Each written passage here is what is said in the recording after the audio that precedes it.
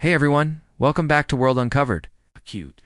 I'm your host, and today we're diving deep into what might be the most audacious television episode ever created. After a 2.5-year hiatus, South Park returned with season 27, and let me tell you, they came back swinging harder than ever before. This isn't just another controversial South Park episode.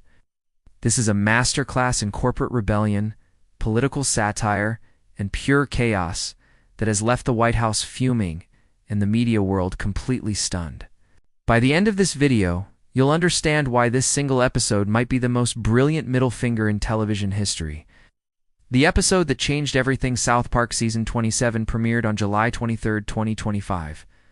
After being delayed from its original July 9th date, the creators, Trey Parker and Matt Stone, had previously stated they wanted to avoid Trump content entirely. So why did they make their season premiere entirely about him? The episode depicts President Trump as a con man with a micro-penis, who's in bed with Satan. But that's just the surface level. The real story is about corporate manipulation, media control, and the most expensive act of defiance in entertainment history.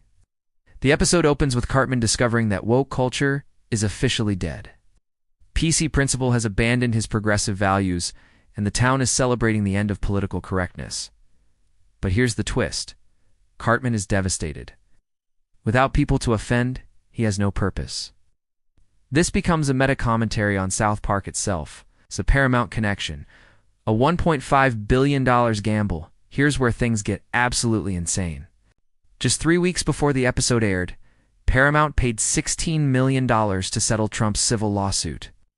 The lawsuit was filed over CBS's editing of a 60 Minutes interview with Kamala Harris and sought $20 billion in damages.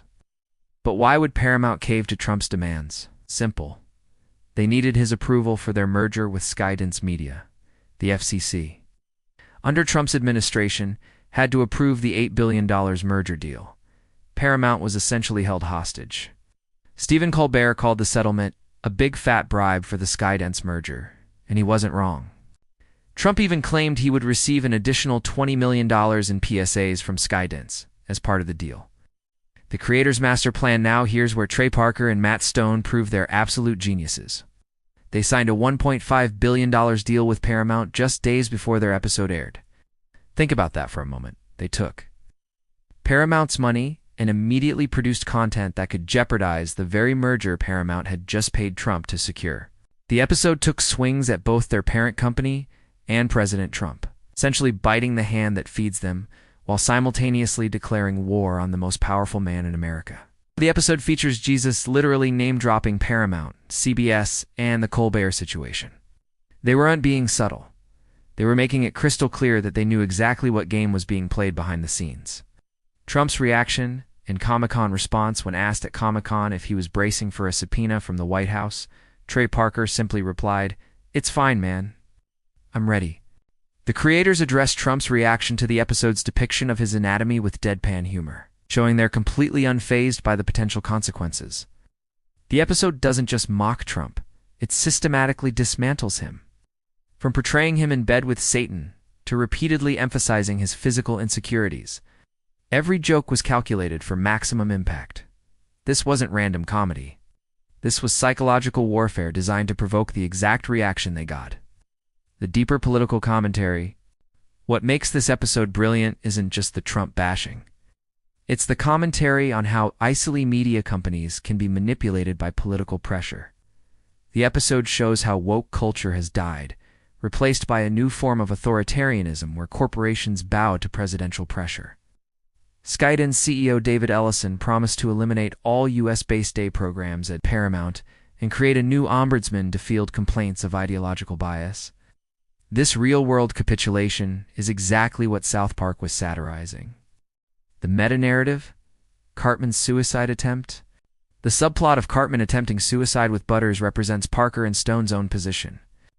They're acknowledging that what they're doing could end their show. Cartman tries to kill himself in a garage with car exhaust, but it fails because it's a hybrid car, a callback to their own 2008 episode, as the creators saying, "We know this might destroy us, but we're doing it anyway because it's the right thing to do." Historical context and significance critics called it subversive satire. 2025 deserves that was crass, brutal, and exactly what the moment needed. This episode joins the ranks of South Park's most controversial moments, alongside their Muhammad and Scientology episodes. But this is different. Those episodes targeted religious groups. This episode targeted the sitting president of the United States, while simultaneously attacking their own corporate overlords. It's unprecedented in its audacity. The streaming wars angle here's another layer most people missed. South Park is now exclusively on Paramount Plus. The creators made it clear they don't care about viewership numbers since they are getting paid regardless. They literally told their audience they don't care if people pirate the show instead of watching on Paramount's platform. This is the ultimate fuck you to corporate streaming strategies. They took $1.5 billion and immediately told people not to support the platform paying them. Industry reactions and Fallout industry insiders are calling it ballsy, with some saying if this is how the show goes out, Parker and Stone deserve a standing ovation. The episode has sparked debates about corporate censorship, political satire, and the limits of free speech in corporate-owned media. Senators have even gotten involved, with some calling the Paramount settlement frivolous and demanding FCC investigation. This episode has transcended entertainment and become a political issue. The genius of the timing couldn't have been more perfect. The FCC approved the Paramount Skydance merger just as the episode aired, meaning Parker and Stone waited until the deal was done before dropping their bomb. They played the long game perfectly. They signed their contract, waited for Paramount to get what they wanted, then immediately made content that could have destroyed everything. It's corporate sabotage disguised as comedy. Cultural impact and legacy. This episode proves that South Park remains the most fearless show on television. While other late-night hosts were getting canceled or forced to tone down their Trump criticism, Parker and Stone doubled down. They showed that true artistic integrity means being willing to sacrifice everything for your principles. The episode also serves as a warning about corporate consolidation in media. When companies can be bullied into paying settlements to avoid regulatory problems, free speech itself becomes a commodity that can be bought and sold. What this means for season 27, with 9 more episodes to go, the question becomes, what's next?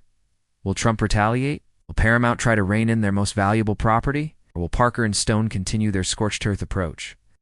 Given their track record, I'd bet on the latter. They've never backed down from a fight, and with $1.5 billion in their pockets, they have more ammunition than ever. The broader message at its core, this episode is about power. Who has it, how it's used, and what happens when artists refuse to be controlled by it. Parker and Stone have created a template for how creative people can fight back against corporate and political pressure. They've shown that sometimes the best way to maintain your integrity is to be willing to lose everything.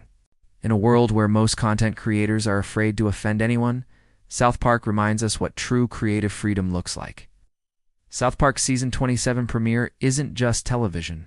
It's a manifesto. It's a declaration that some things are more important than money, that art should challenge power, and that sometimes you have to burn bridges to light the way forward. When Trey Parker said "I'm ready" at Comic-Con, he wasn't just talking about potential legal consequences. He was declaring war on a system that tries to control artists through financial pressure and political intimidation. This episode will be studied for decades as an example of how to weaponize satire against power. It's not just funny, it's revolutionary. What do you think? Did Parker and Stone go too far, or is this exactly what we needed? Let me know in the comments below. And don't forget to subscribe to World Uncovered for more deep dives into the stories that shape our world.